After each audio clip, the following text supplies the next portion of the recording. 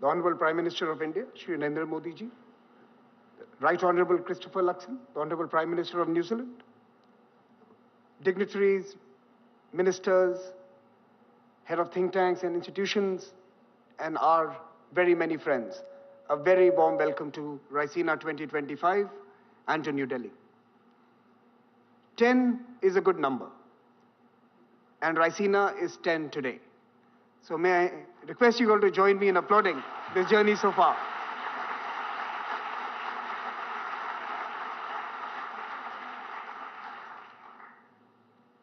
We are not planning to slow down. The Conference on Geopolitics and Geoeconomics that we started 10 years ago now has audiences and stakeholders worldwide. It is incubating ideas and partnerships that will help shape a future order that is definitely but struggling to emerge. Rabindranath Tagore once hoped our minds would be led forward into ever-widening thought and action. Raisina has opened up those horizons for many of us. Helping in this journey is not just this flagship conference in New Delhi, which this year will see a participation of 4,000 stakeholders from across the world, from 131 countries. But Raisina now also has forums in the United States, Australia, Japan, and the UAE. This year, the Honorable Prime Minister, during his visit to France, also announced the launch of the Raisina Mediterranean, which we will host in Marseille. We have broadened our audience in other ways as well. Our Young Fellows program has been running for 15 years. In fact, it predates the dialogue. Our alumni, we have counted 2,500 so far in 130 countries, are helping change the world through leadership positions in government, business, media, and civil society. At our Raisina Forum for the Future of Diplomacy, early career diplomats gather to build the bridges needed in this complex new era. We have now 200 of these early career diplomats. Raisina Platforms also introduces young scholars to the important policy debates of our time. This year, our Global Student Challenge has assembled teams from 60 top-rated universities and schools across the world. And our Raisina Hackathons saw the participation of 2,500 young people from 90 higher education institutions in Indian cities. The 10th edition of the Raisina Dialogue is as much an occasion for looking ahead as it is for reflecting on the road traveled. Our theme this year, Kala Chakra, the Wheel of Time, reflects this circularity of the past, present, and future that is always evolving.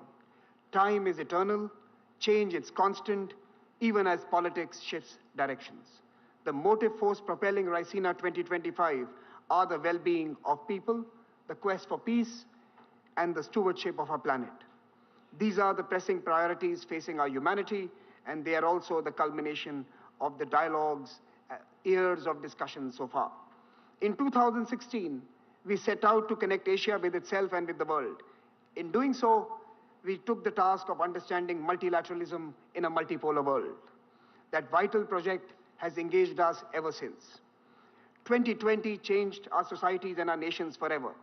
Our attention turned to the dynamics of a viral world, a world of viruses and vaccines, of expansionist and revisionist powers, and of information and news that fed our biases.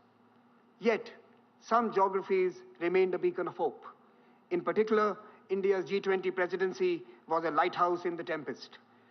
And last year, we sat down and devised new strategies and frameworks to engage a brave new post-pandemic world. These are many threads that the Raisina Dialogue 2025 weaves together for you. Kala Chakra, people, peace, and planet, the proposition that brings us here today. Our Prime Minister has invested in these through his decisions and actions. The US and European leadership has expressed the same desire. Many number of leaders from the Global South also expect the same from the frameworks that we so design. When we all seek the same end, why are we so far apart? Let us bridge the distance here in New Delhi at the Raisina Dialogue. Conversations are the first step towards peace, progress, and prosperity. However hard the circumstances, we cannot allow dialogue to die. We must shun the culture of cancelling each other. We must listen and we must work constructively towards lasting solutions. But as a conference organizer, let me just tell you, there are more demands for speaking roles than there are for sitting in the audience. Prime Minister Narendra Modi ji, sitting before us, has demonstrated the power of listening. Since 2017, he has attended the Raisina Dialogue every year and spoken only once, setting a personal example about the importance of listening, absorbing, and understanding. His tireless efforts to promote dialogue on the world stage are also an inspiration. As he urged us recently, quoting the poet Rumi, "Raise your words, not your voice. It is rain that grows flowers, not thunder." Our hearts are filled with pride that Raisina Dialogue has evolved into a truly global public square. Incubated by India and nurtured by the world, this arena has allowed 1,000 ideas to bloom, nourished by the constant showers of wisdom that does not take anything as a given, that challenges what is, and dares to visualize what could be. I welcome you all once again to the dialogue and to our Raisina family. Let us debate, let us disagree, and let us discover. And let this begin now. Thank you so much for joining us in New Delhi. Let me now invite the chairman of the Observer Research Foundation, Mr. Sanjay Joshi, to introduce the theme and our speaker this evening. Mr. Joshi.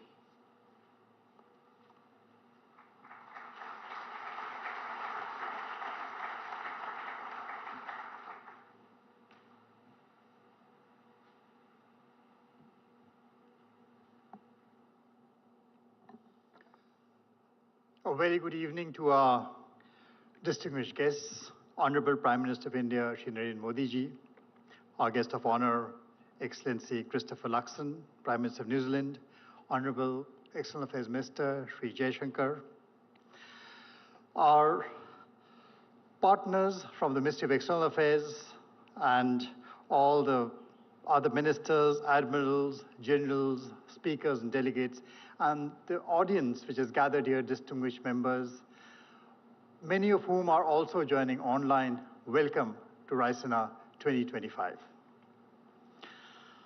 When conflicts challenge order, when we struggle to make sense of the road ahead, we seek anchor in metaphors and in symbols. I remember, last year, when conflicts were raging in Europe and West Asia, we had assembled Raisina under the banner of Chaturang, that ancient board game of war and craft. This year, as conflicts nudge themselves towards a peace which sometimes seems more conflicted than the wars itself, the theme chosen is Kal Chakra, the wheel of time. First of all, the metaphor of the wheel actually challenges the linear notion of the arrow of time as something which is constantly moving forward inexorably towards progress and growth. The chakra, gives no such false assurances. The unending progress of any civilization, of any nation or race, or manifest destiny of anyone is not guaranteed by any cosmic order. We repeat mistakes, our best intents lead to consequences we never intended, and order frequently does descend into chaos. The chakra actually signifies a motion which is far more complex than the circular monotony of a wheel. It is about cycles of decay and cycles of renewal. It is about the dance of the planets, which is set in motion by a balance of mutually opposite forces. There's a centrifugal force that left to itself can cause the dance of the stars to unravel. They can just be flung out of course. And opposing it is a centripetal force always recentering things, pulling things towards the center. Should that centripetal force run riot, the system starts imploding, collapsing upon itself into a black hole which sucks up everything, mass, energy, to end in a dead world from which even light cannot escape.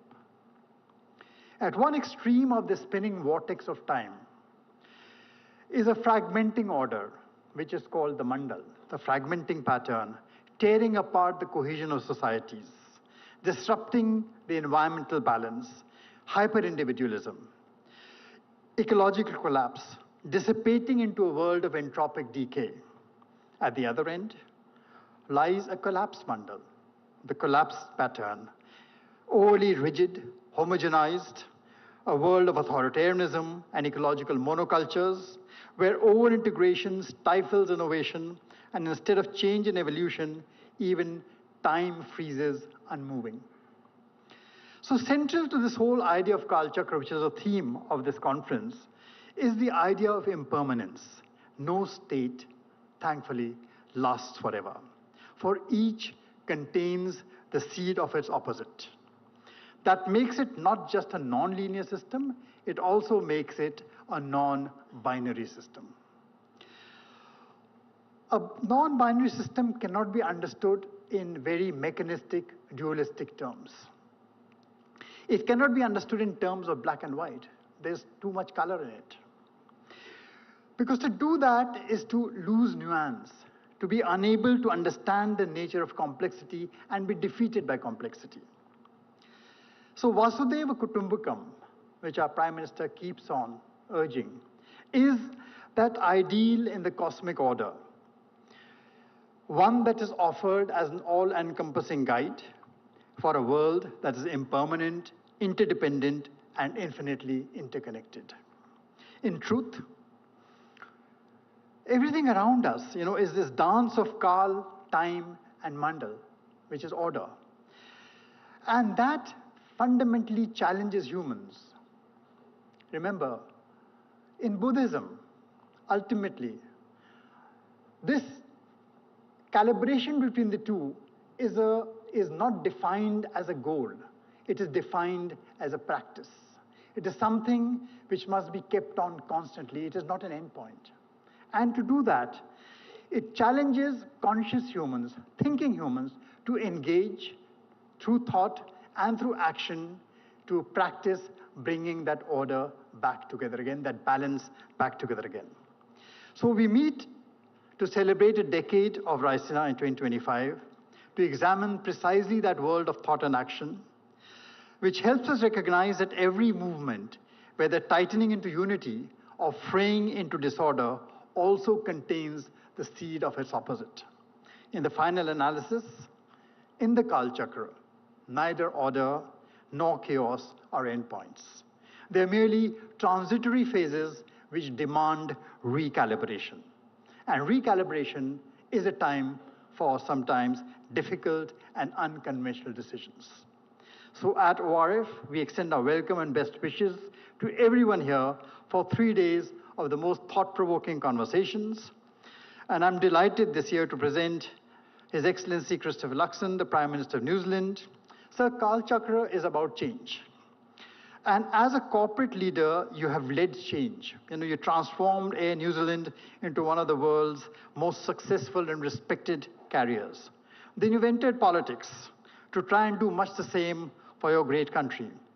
We have brought, you bring that pragmatic approach to international trade, technology partnerships, and defense cooperation that is helping New Zealand deepen ties across the world, and especially to countries like India and countries situated in the Indo-Pacific.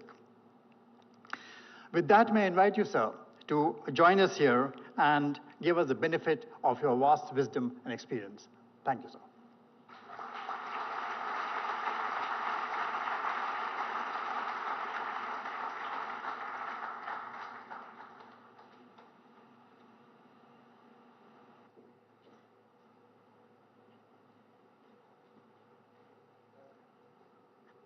Namaskar, Sat Sri Akal, Kia ora, and good afternoon, everyone. What an absolute honour it is to stand on this stage to inaugurate this august dialogue with none other than the Honourable Prime Minister Modi. My good friend, can I say thank you so much for generously welcoming me to India and for our very warm discussions that we had this morning. I'm a great admirer of your extraordinary achievements as Prime Minister, as you know. In the almost 11 years that you've occupied the Prime Minister's office, you have weathered the COVID storm and still managed to expand India's economy by 50%. You have lifted 250 million of your countrymen out of poverty and eliminated extreme poverty. And today, India is at the leading edge of technology with massive innovative potential. You were the first country to land on the moon's south pole, and in the process drawing the world's attention to India's extraordinary technological prowess.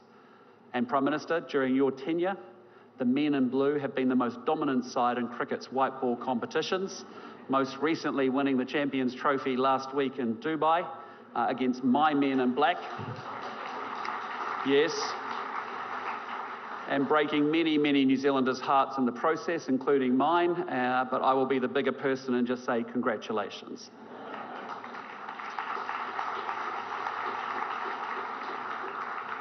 Among this catalogue of achievements is the reason that we gather today, the Raisina Dialogue, a forum that provides a moment every year for thought leaders from across the world to focus their collective minds on the contemporary strategic challenges being navigated right here in the Indian Ocean.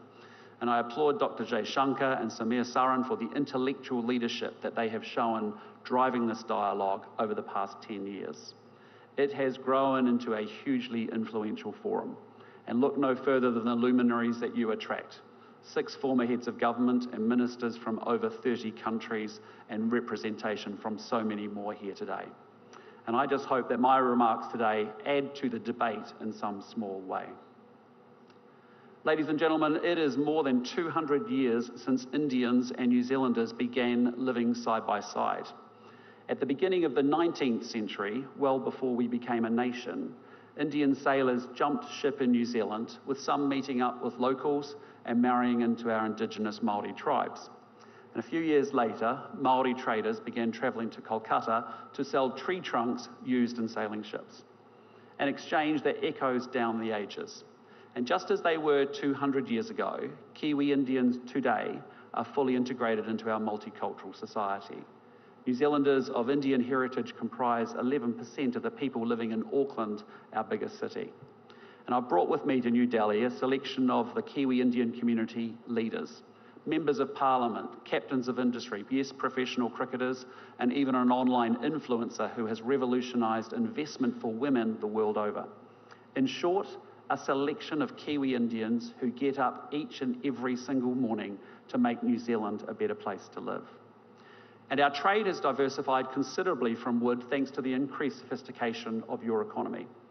India today is a critical source of pharmaceuticals and machinery for us, while we are a great tourism and education destination for you. And India has become an ever more significant feature of our society. And yet, while there has much that has been developed and changed, there has been something missing at the core of our relationship. With a country as consequential as India, we need rich political interaction, engaged militaries, strong economic architecture, and connections that support a diaspora that bridges between our two great nations. Prime Minister Modi and I sat down today and we charted out the future of our two countries' relationship, a future that builds from where we have been and one that is wholly more ambitious about what we will do together in the future. We agreed to our defence forces building greater strategic trust with one another while deploying together and training together more.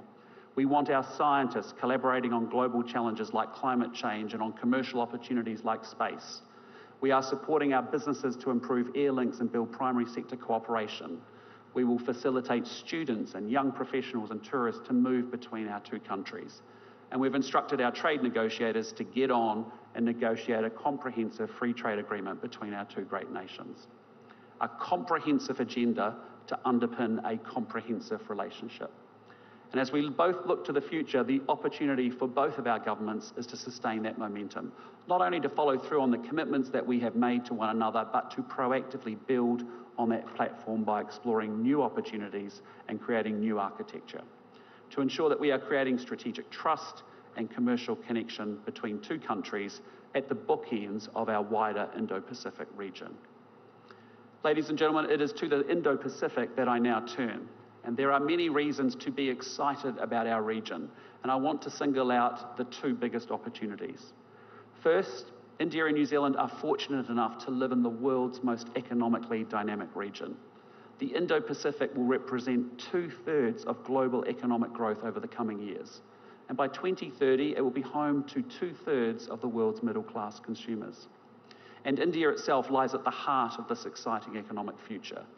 And it's easy to focus on the troubles the world faces, but it's worth reflecting for a moment on what economic development at this scale means at a human level. Here in India, you've gone from only the very few in rural areas having a water or power connection to almost everyone. And that means that people have better health and education outcomes, and that in turn creates hope and optimism about the future for individuals and their families. Replicated across literally hundreds of millions of people, that process of development generates dynamic economies. Growth that offers massive opportunities for every country in the Indo-Pacific region and the families and the individuals within them. Now, the second big opportunity is technological change. We are on the cusp of a transformation of our economies and societies in a way that we can barely now imagine. I'm talking about artificial intelligence, which is within reach of achieving the cognitive powers of a human being. But I'm also thinking of a range of other technologies, quantum, biotech, advanced manufacturing, that are going to have profound impacts on our economies. And it has felt like this technological transformation has been long heralded, but never quite arrived. Well, it seems to me that a series of innovations, the always online world, big data, powerful computing, machine learning, accumulating in ways that are going to tip over into a dislocation that is new and altogether different.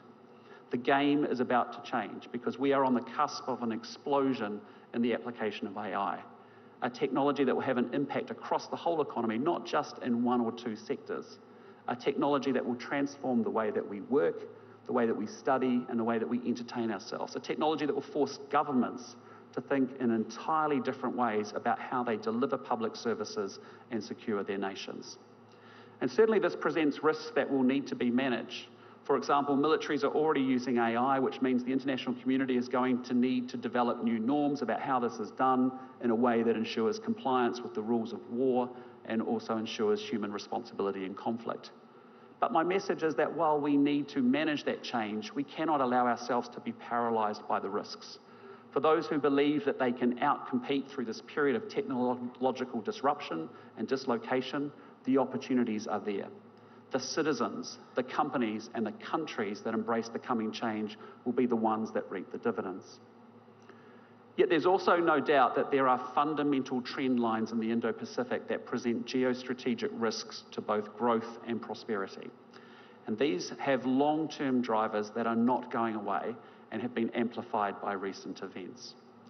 Past assumptions that underpin the previous generation's geopolitical calculations are being totally upended. A fortnight ago, the Singaporean Foreign Minister, Vivian Balakrishnan, put this change very eloquently when he said, "The world is now shifting from unipolarity to multipolarity, from free trade to protectionism, from multilateralism to unilateralism, from globalization to hypernationalism, from openness to xenophobia, and from optimism to anxiety." This is a global change, not isolated to one region. And certainly though we live today in an Indo-Pacific navigating contest and rivalry with a period of strategic uncertainty, I think there are three big shifts that make for challenging times for all of us ahead. The first is that we are seeing rules giving way to power. Previously, we could count on countries respecting the UN Charter, the law of the sea, and world trade rules. That sadly cannot be assumed in an age of sharper competition. And instead, we risk dangerous miscalculation at flashpoints, and these range from the militarization of disputed reefs to dangerous air movements, from land border incursions to breakout nuclear capabilities. And of course, it's not just flashpoints, but a slow shift in Indo-Pacific realities that change calculations. Recent demonstrations of naval force near New Zealand's maritime surrounds, for example, sent a signal that alarmed many of my fellow citizens. Second, we are witnessing a shift from economics to security. Because after the Cold War, the dominant paradigm in relations between Indo-Pacific countries was a sustained effort to raise the material living standards by tending to our economies.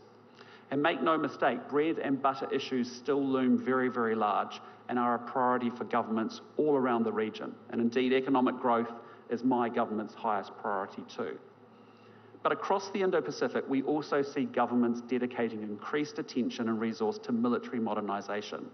Military build-ups reflect a need to prepare against uncertainty and against insecurity. And some military build-ups, however, are underway without the reassurance that that transparency brings. National security demands are expanding. Governments need to protect their people and assets against foreign interference, cyber attacks and terrorism. In the last few months, a new threat has emerged with damage to critical infrastructure like subsea cables. Well, you can't have prosperity without security, not least when the tools of commerce themselves require protection. The third big geo-economic shift, as I see it, is from efficiency to resilience. Where previously Indo-Pacific economies saw even deeper interdependence as a dynamo for growth, that can no longer be assumed in an age of decoupling. Onshoring, protectionism and trade wars are displacing best price, open markets and integrated supply chains. And so we find ourselves in a world that is growing more difficult and more complex, and especially so for smaller states. However, we must engage with the world as it is, not as we wish it to be. And so, like most countries across the region, New Zealand's strategic policy is being shaped by our assessment of these trends. We have agency to shape the Indo-Pacific that we all want, but we must do so with energy and with urgency. Ladies and gentlemen, as New Zealand looks to protect and advance our interests in the Indo-Pacific, we can only do so alongside partners like India that have a significant role to play in the Indo-Pacific region. In an increasingly multipolar world, India's size and geostrategic heft gives you autonomy. At the same time, your democratic partners in the Indo-Pacific offer you a force multiplier for our convergent interests. For at a time when democracy is in decline with less than half the world's adults electing their leaders, it truly is an inspiration that 650 million Indians turned out to vote last year in the largest election in history. Your national election is a triumph of logistics, but it's also a triumph of legitimacy. An election that means your leaders serve their people rather than your people serving their leaders. Now, I don't advocate arbitrary divisions between democracies and autocracies, and just because we are democracies, we won't always see eye to eye. Nonetheless, there's truth in the fact that our democratic governance means that we share a belief in the freedom to choose, giving everyone a voice and respect for the rules. Our interests increasingly converge around seeing three ideas as an aligned set of organising principles for our Indo-Pacific region. And the first is that we want to live in an Indo-Pacific where countries are free to choose their own path, free from interference. A region where no one country comes to dominate. And it is a sign of the times that I have to stand here defending respect for sovereignty, yet New Zealand's approach is increasingly shaped around that objective. Just on Saturday, I joined a call led by Prime Minister Starmer focused on what more those contributing to Ukraine's defence can do to support a just and lasting peace, to help a country whose sovereignty and territorial integrity has been so flagrantly attacked. And in my own home region, our fellow Pacific neighbours are navigating geostrategic dynamics that are their sharpest in nearly 80 years. And in a deeply contested world, Pacific partners are being asked to make choices that may undermine their national sovereignty. They risk falling into over-indebtedness. They must make choices about dual-use infrastructure, and they face pressure to enter new security arrangements. New Zealand invests in working alongside Pacific countries to boost their capacity to make independent choices free from interference. Yet size alone cannot inoculate a country from these dynamics. Building strong and diversified relationships is the key to mitigating the risk of dependence on a few. And that is why my government is investing in our key relationships, from traditional partners to thickening and deepening our relationships across Southeast Asia, and in a serious way with India too. And we have a responsibility to invest in our own security as a down payment on our future ability to choose our own path. And that is why New Zealand will be scaling up and doing more to support our own defence. We plan to better resource and equip our defence force to ensure that we can continue to defend our interests, whether in our near region, in our alliance with Australia, or in support of collective security efforts with partners like India. Alongside this investment in capability, we're making tangible contributions across the Indo-Pacific. When I was in Japan last year, for example, I saw firsthand the work of our aviators and what they do to detect and deter North Korea's sanctions-busting activities. The New Zealand Navy is leading Combined Task Force 150, responsible for multinational activities to protect trade routes and counter smuggling, piracy and terrorism in the Indian Ocean and Gulf of Aden. We are fortunate indeed that India has agreed to take up the deputy command. And underlining these naval connections, one of our frigates, Takaha, is in Mumbai later this week. But as we seek an Indo-Pacific in which countries are free to choose their own path, I'm determined that New Zealand plays its role, whether through our work with Pacific Island partners, our relationship in the Indo-Pacific, or through our own defence efforts. Now, the second principle both India and New Zealand subscribe to is the criticality of Indo-Pacific regional institutions, even as these evolve. Regional architecture scaffolds our region's security and its prosperity. ASEAN continues to promote regional peace and economic development through its convening power and its centrality. It also provides a place for the region's players to come together to discuss strategic issues. ASEAN sits at the centre of the East Asia Summit, which for 20 years now has enabled political dialogue across the region, a forum that builds understanding, like this one, that reduces the risk of miscalculation and contributes to strategic trust. Yet the Indo-Pacific architecture is not static as it adapts to new realities, and many-lateral groupings are important new pieces of the puzzle. The Quad has emerged as an important vehicle promoting an open, stable and prosperous Indo-Pacific region. And India's contribution to that evolution, of course, has been vital. And while New Zealand has no pretensions to Quad membership, we stand ready to work with you to advance Quad initiatives. We ourselves are strengthening our work with Japan and the Republic of Korea, as well as Australia. And last year I convened the Indo-Pacific Four to discuss Ukraine and North Korea. And with serious headwinds buffeting the global trade system, New Zealand has seriously invested in Indo-Pacific trade and economic integration groupings. From the CPTPP, the gold standard of FTAs internationally, through to the RCEP, perhaps the world's most inclusive agreement. And we welcome India's engagement in the regional economic architecture with our work together in the Indo-Pacific Economic Framework, important in an area in which we seek to build one another's resilience. And the third Indo-Pacific principle that we align around is a region in which respect for the rules is foundational.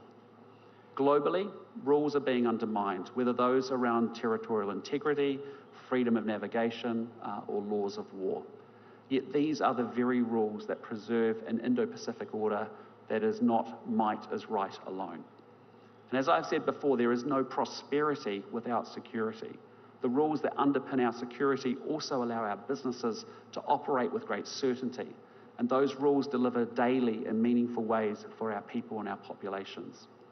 For example, 1 in 4 jobs in New Zealand rely on exports, and our exporting businesses being able to depend on the predictability that those rules deliver. And in a miracle that's only possible thanks to globally accepted aviation standards, 120,000 flights carry 12 million passengers and operate safely between their destinations each and every day. These rules shape the character of our region. And we must remain committed to this rules-based system, even while acknowledging its very shortcomings. And it is a truism that the world of 2025 is vastly different from 1945, and our global institutions sadly have been way too slow to adapt. So we're not talking about starting over by remaking the global order. Instead, I tend to agree with Dr. Jaishankar when he says that we want an order in which change is evolutionary at a pace that is comfortable and steady. And that's why New Zealand supports reforming global governance frameworks to better reflect today's realities. Rather than casting them aside, they should give greater voice to the developing world and underrepresented regions. Countries like India, that plays such a central role in the global community, should have a seat at the table. And we've therefore long advocated and supported India having a permanent seat on a reformed UN Security Council. Distinguished guests, ladies and gentlemen, it has been truly a privilege to speak with you today at this important forum for global dialogue. The geostrategic picture I've painted is quite stark. Rules are giving way to power, economics to security, and efficiency to resilience. And the tectonic shifts unfolding highlight that we, working alongside partners and friends, must navigate disruption, uncertainty, and sharpening pressure on our national interests.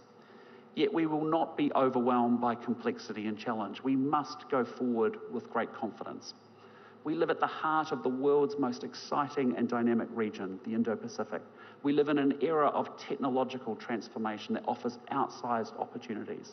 And we are countries with solid underlying democratic institutions which will underpin our society's future success. India and New Zealand have extraordinarily talented people, and both our countries have a clear plan that reflects and reinforces the connections between our security and our prosperity. We cannot afford to be thrown by the rapid pace of change. We must grapple with shifting realities and capitalise on these for all of our people's benefits. We will create and seize opportunities. We will invest in our capabilities. This is our region, and its future will be shaped by the choices that we all make together. Thank you, ngā mihi nui, and dhanyavad. Thank you very much.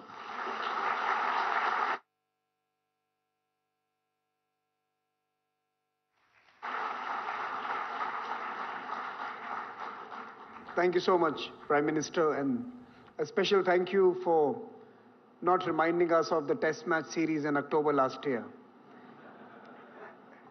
With that, let me now request Dr. Jaishankar, the Foreign Minister of India, to deliver the vote of thanks.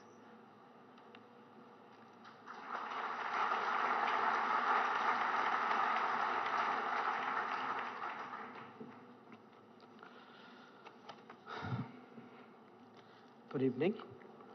It's my privilege to deliver the vote of thanks that will conclude the Raisina Dialogue's inauguration this evening. First, let me thank the chief guest, Prime Minister the Right Honourable Christopher Luxon of New Zealand. As all of you can see, he not only has considerable knowledge of India, but a real commitment to advance our ties. His perspectives on the Indo-Pacific are particularly valuable at a time when the world is debating the nature of the global order. To Prime Minister Narendra Modi, I would reiterate our deep appreciation for his vision and motivation that has driven the Raisina Dialogue. As we begin its 10th edition, I hope that we have lived up to his expectations of India hosting a world-class gathering. To the ORF, I can only restate how much the Ministry of External Affairs values our partnership, and we are glad to see it now expressed across different geographies. But most of all, to all of you, participants and delegates, the Raisina would not be what it has become without you. Please keep coming, please keep arguing, please keep listening. Ladies and gentlemen, the world order is clearly undergoing a great churn. This requires leadership, the kind that we have in the room today. It requires systems to think differently, not simply falling back on old assumptions to deal with new situations. And it requires honest conversations, fresh ideas, and creative solutions. The value proposition that Raisina offers in that regard is higher than ever. So I know I speak for all of you in saying, let the dialogue begin. Thank you.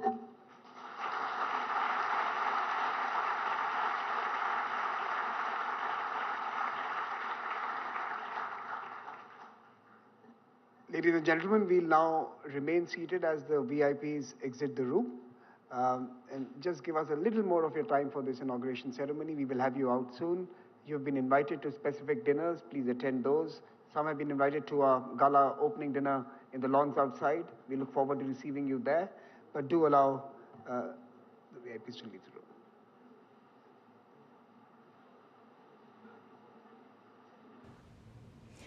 तो आप सीधे दृश्य देख रहे थे Raisina dialogue से। भारत का प्रमुख कूटनीतिक सम्मेलन रायसीना डायलॉग आज से शुरू हो गया है, जो 19 मार्च तक चलेगा। अपने आप में बेहद महत्वपूर्ण है। जो इसकी थीम है वो भी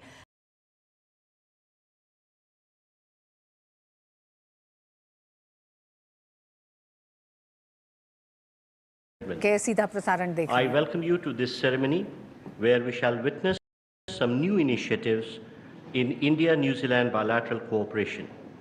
These are by way of exchange of agreements, letters of intent, memorandums of understanding,